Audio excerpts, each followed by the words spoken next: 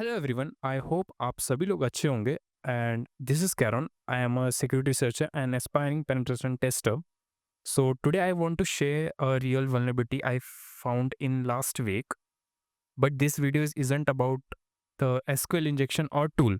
It's about how I think during a bug hunting, especially you can say when things look dead and you feel stuck. क्योंकि कई बार कैसा हम कोशिश कर रहे होते हैं लेकिन कह सकते हो कि अपॉर्चुनिटी या फिर लक मैच नहीं कर रहा है। उस सिचुएशन में क्या कर सकते हो? और अगर आपके पास भी ऐसा सिचुएशन आया है या फिर ऑकवर्ड हुआ है, तो I think so this video is for you. क्योंकि इस वीडियो में मैं रियल केस डिस्कस करने वाला हूँ और मुझे उसमें बग कैसे मिला। सो बिना किसी देरी के आइए शुरू करते हैं।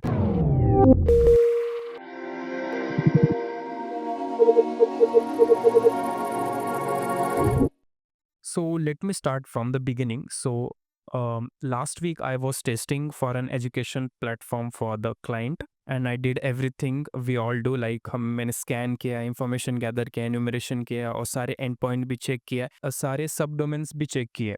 You can say basically digging everywhere. और सच बताओ तो सब कुछ सही लग रहा था क्योंकि वहाँ पे कोई भी मिसकॉन्फ़िगरेशन नहीं था, ऑब्वियस बग नहीं था, इजीली जीत जाओ ऐसा कोई बग नहीं मिला। So I even tried automation and you already know how that goes. Sometimes it works, sometimes it doesn't, and sometimes it just waste your time. So मैं ऑटोमेशन को last ही रखता हूँ। देखो, मैं ऐसा नहीं कहता कि ऑटोमेशन से बग नहीं मिलेंगे, लेकिन वो लक के ऊपर डिपेंड करता है। आप चाहोगे कि स्कैन रन कर दिया और बग मिल जाएंगे, this is not that easy. You have to hunt on the site like application manually, क्योंकि वो ज़्यादा प्रेफरेबल रहेगा। तो ऑटोमेशन को भूल जाओ, राइट? सो उस टाइम पे मैं स्टक हो गया, एकदम कुछ मिला नहीं। So I did something very underrated in bug hunting. I stopped. Yes, मैं रुक गया उस दिन, बोला आज के लिए बहुत हो गया। फिर जैसे next day I came back with a fresh mind. I open the home page again, not to scan, not to attack, just देखने के लिए क्या चल रहा है, मतलब स्टार्टिंग से। और उस वक्त मैंने कुछ अजीब नोटिस किया वो होम पेज पे, यानी कि लैंडिंग पेज पे। जैसे भी कोई भी साइट का होम पेज होता है बिना कोई एक्सटर्नल डायरेक्टरी, होम पेज। तो मैंने एक फीचर देखा जो कि पहले अवेलेबल नहीं था और इस टाइम पे अवेलेबल था। तो आई गेस आप भी एक्साइटेड हो जाओगे उसे टेस्ट करने के लिए, मैं भी हुआ था, फिर मैंने ट्राई भी किया।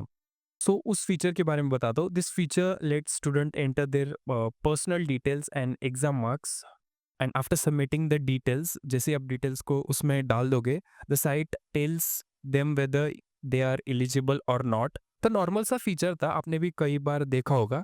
तो नॉर्मली आपको अपना नाम और मार्क्स वगैरह डालना है, फिर वो उनका जो भी एल्गोरिदम या फिर क्राइटेरिया रहेगा उसके हिसाब से साइट बता देगा कि आप एलिजिबल हो या नहीं। लेट मी शो, मैंने इसके ऊपर राइट अप भी लिखा है, तो मैं साइट तो नहीं दिखा सकता। ये साइट कुछ ऐसा दिख रहा था, नाम, फ़ोन नंबर, स्ट्रीम आपको कौन सा चाहिए और परसेंट सबमिट करते वो आपको बता देगा।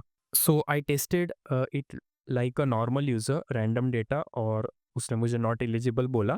सो there is nothing special, but then I looked at the URL and it ended with thank you dot php। वो थोड़ा अजीब लगा and that's where my brain went, okay why thank you dot php, because that one detail made me curious.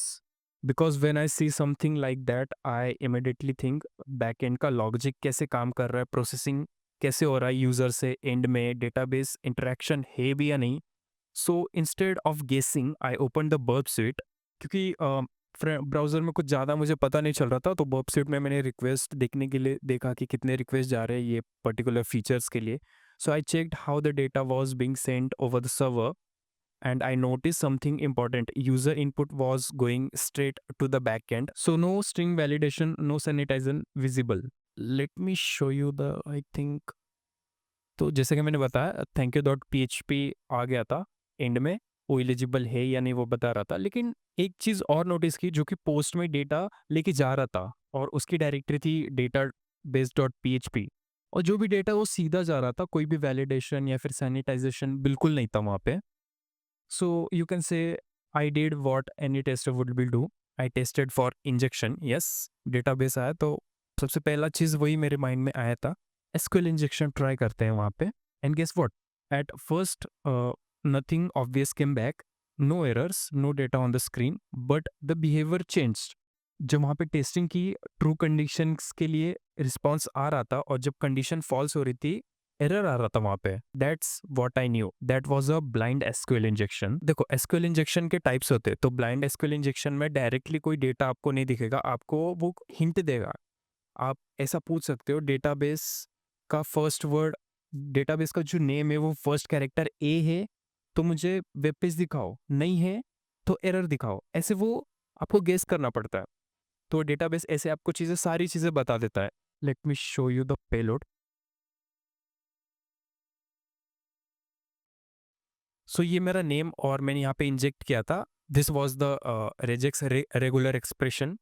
और यहाँ पे हमने select data को fetch करने के लिए यहाँ पे केस मैंने डाला, ये हमेशा ट्रू रहेगा। अगर डेटा देना है तो ये देगा, क्योंकि ये दिस इज नथिंग बट मैंने यहाँ पे कैरन डाला, उसी को हेक्स फॉर्म में इसे इनकोड करके यहाँ पे डाल दिया, जो कि स्केप करने में काम आएगा। या फिर एल्स अगर एरर आता है तो ये सिंगल वो सर्कल वाला ब्रैकेट उसे क्या कहते हैं, राउंड ब्रैकेट्स, राइट। और उसके बाद हमने एंड कंडीशन लगाए जो कि ये हमेशा ट्रू रहेगा। यहाँ पे कंडीशन डाल रहा हूँ 8154 is equals to 8154, this is always true. तो ये मुझे 302 दे रहा था जो कि सक्सेसफुल काम कर रहा था।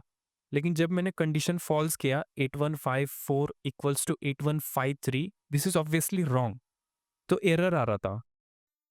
तो इससे फिक्स हो जाता है यहाँ पे एसक्यूएल इंजेक्शन है। सो उसके बाद I tried automating it but almost immediately the firewall kicked me and block my request. वहाँ पे एक फायरवॉल था जो कि रिक्वेस्ट काफ़ी ज़्यादा फास्ट होने की वजह से और वो इंजेक्शन को डिटेक्ट कर पा रहा था और मुझे वो ब्लॉक कर दे रहा था। That was a issue. So basically what I did, just I change the tactics like adding random user agent in each and every request।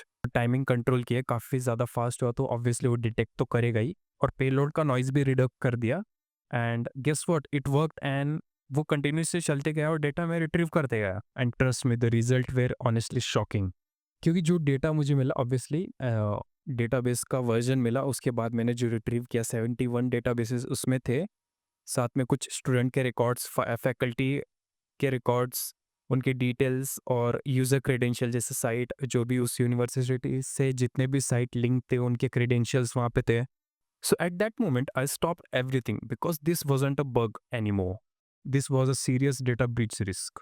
तो गेस वॉट, जो सब करते हैं मैंने भी वही किया ethically. I collected only the minimum proof required. Then I wrote a clean professional vulnerability report and contact the organization at the same day. तो मैंने उनके लिए पहले भी उन पे टेस्टिंग वगैरह की थी, तो वो काफ़ी ज़्यादा क्लोज हो गए थे, तो मैंने उनसे डायरेक्टली कॉन्टैक्ट किया व्हाट्सएप पे and they acknowledge it and forwarded it to their security team for patching.